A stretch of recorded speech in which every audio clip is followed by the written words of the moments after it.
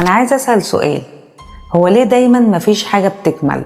يعني الزوجة الطيبة الغلبانة يكون عندها حما شديدة ومش رحيمة، والحما الطيبة الغلبانة اللي بتتقي الله بيكون عندها زوجة ابن حرباية غبية قاسية تقسي ابنها عليها وتبعده عن أمه وعن إخواته.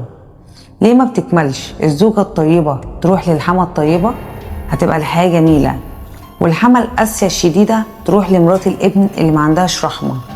حتى هما هينفعوا مع بعض أو هيخلصوا على بعض. هقول لكم الإجابة لأننا للأسف في الدنيا مش في الجنة، لأن الدنيا فيها غل وحقد، لكن الجنة ربنا سبحانه وتعالى قال في القرآن: ونزعنا ما في صدورهم من غل تجري من تحتهم الأنهار. صدق الله العظيم. يا ريت لو في مرات ابن قاسية مش رحيمة وحماتها ست طيبة تحاول تعتبرها زي والدتها، ولو في حما صعبة جديدة عندها مرات ابن غلبانة اعتبريها زي بنتك. مشاكل كتير قوي هتتحل، هتكون الدنيا أحسن بكتير. مين معايا في الكلام ده؟